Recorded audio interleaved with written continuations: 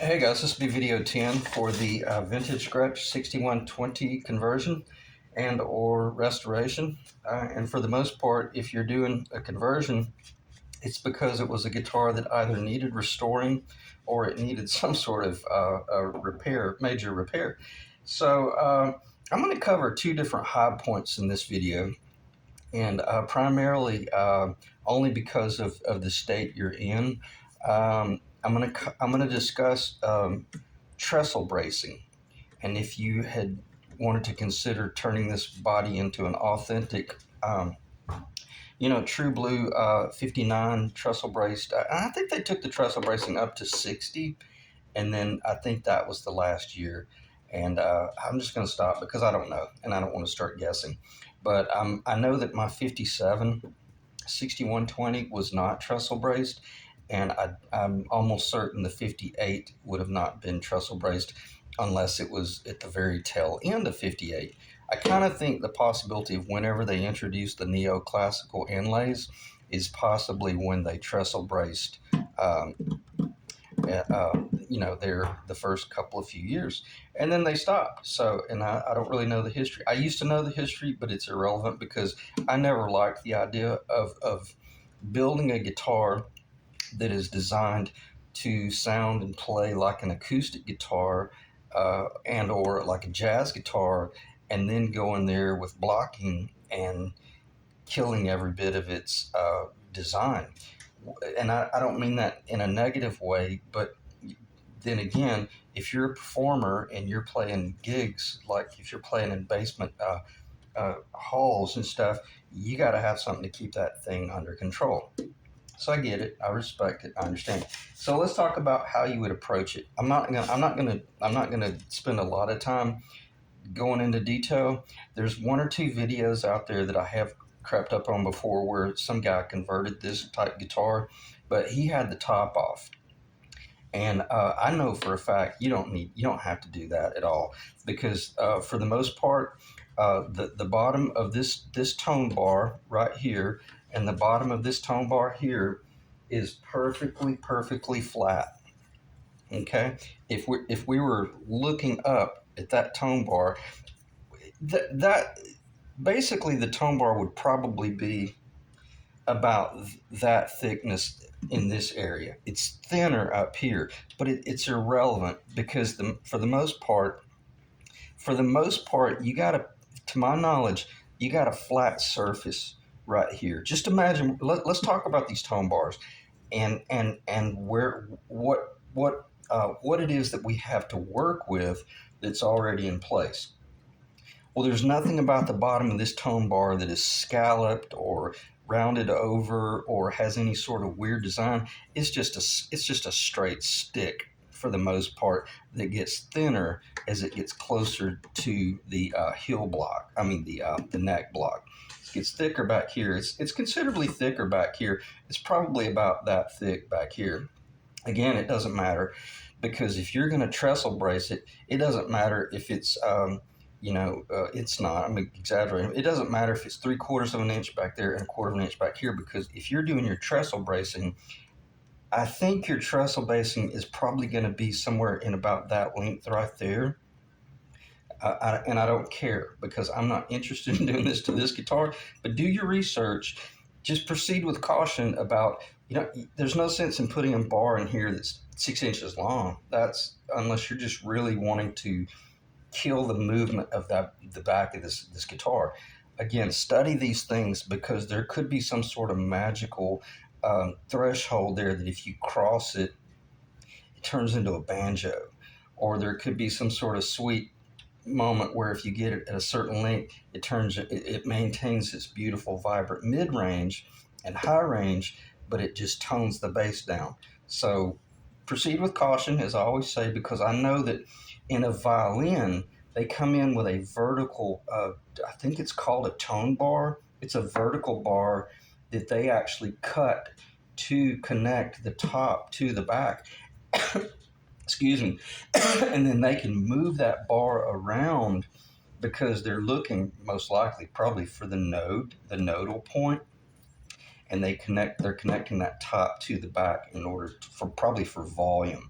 and I don't know for what other reasons, because I never got into building violins. Okay, so just know this, that we got these F holes here that we can now come in with some fairly vertical material, and you could slide down in this hole right here. You could probably have a board or a little block that tall that you would be able to slide down in here.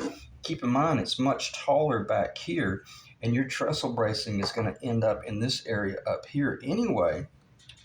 So what would be wrong with and obviously these are not connected. This one runs independent from this bar, because all you're doing, you're just deterring the back and the top from vibrating, and I'm just going to stop. So you could slip into this F hole right here to connect that, and it may even be that this is something that you could do before you did your binding. Okay, if you really wanted to come in maybe with a wider type configuration. I do know this, and before I forget, uh, I would strongly recommend using a cedar and or a spruce for this. Primarily, I'd say just go with cedar, because it's going to be much easier to find cedar pretty much anywhere where you live. Uh, but you do want the cedar to be, if you can, please try to go quarter sawn. See, that's not quarter sawn right there. That's cut on the quarter right there. If you put this in, is it going to make that big of a difference? Not really. But when I was building jazz guitars, I hadn't built a jazz guitar, excuse me, in a long time. But the X braces and or the parallel braces, they're always cut on the quarter this way. Okay, why? Because they're incredibly strong this way, and also from a tonal standpoint. So it would also show that you truly took the time when you built your trestle bracing to build it the way less you built it the way a jazz guitar builder would install that trestle bracing. They would be thinking along those lines right there. All right. So let your imagination run a little bit with you, because I'm not going to say I wouldn't be tempted to do it with this guitar, but I've already heard this guitar in its hollow body state, and it's pure bliss. I mean, it's just heavenly. I love it. And I don't know if the Setzer types of the world could do what they did with a non-trestle braced hollow body, because for just going off general topic here, for I'm almost certain that Setzer never came in and plugged his F holes. Now, I did see a video of Dwayne Eddy performing once, and it looked to be that there was tape put on the inside of the F hole, kind of like a shipping tape.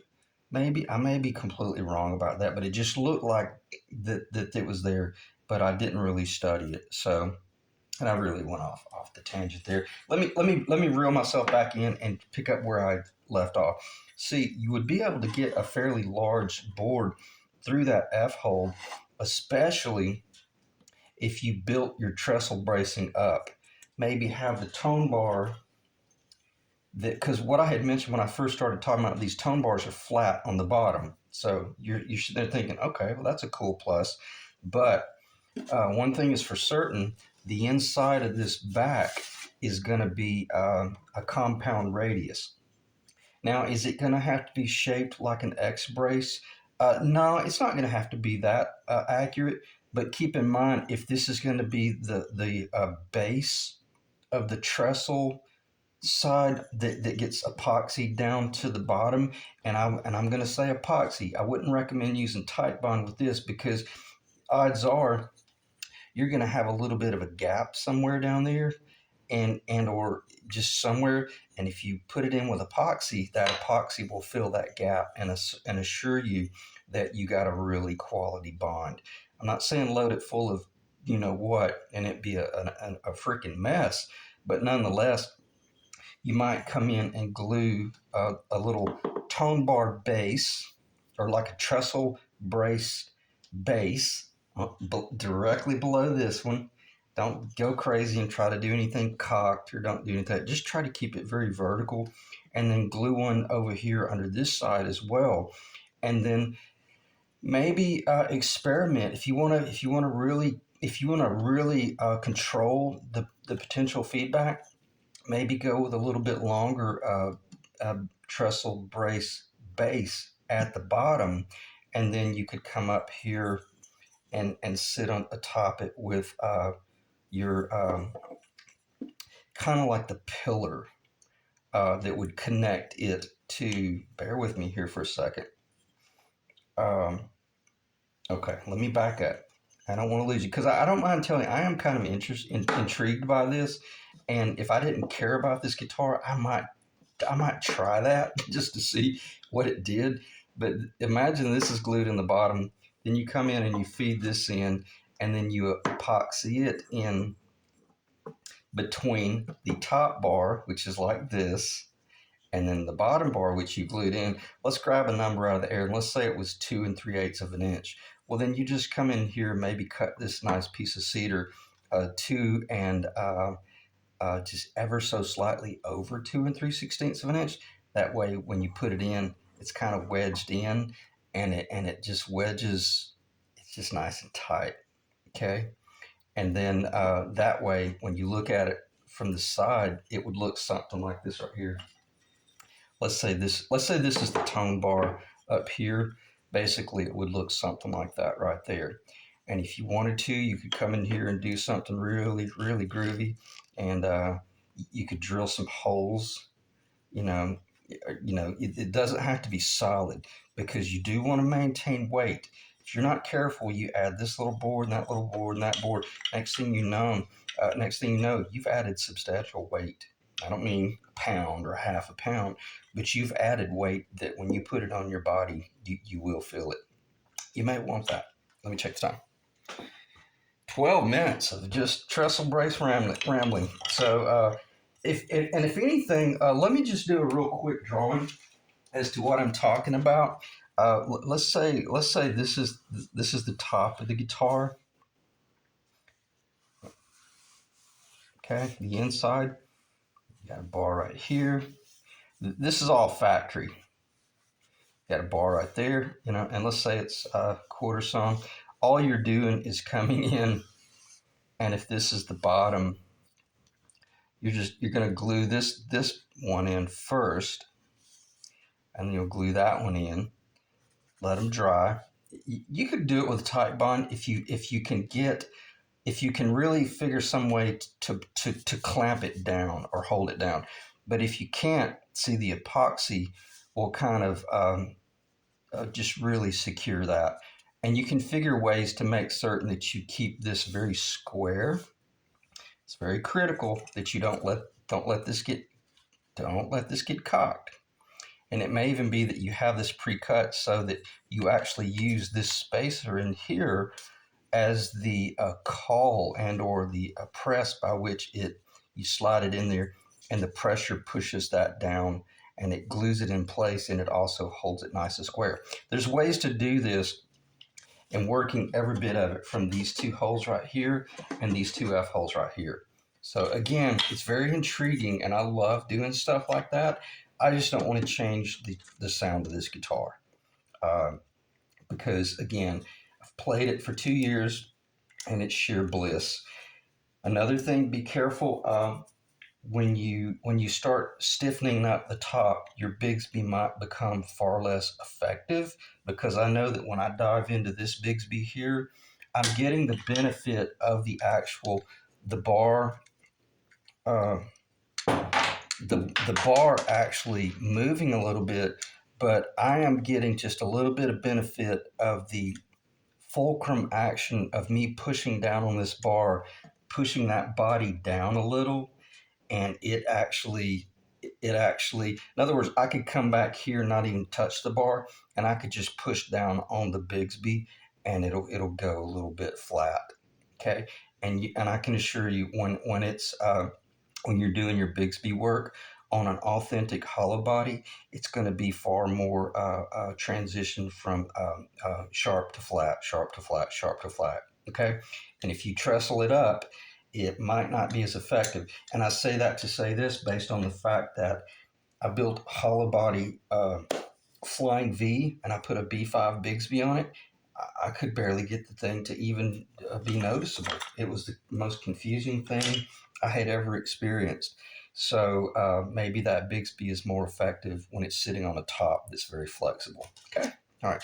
I'm going to pause the video and I'm going to regroup and see if I might have missed something because this is really intriguing conversation.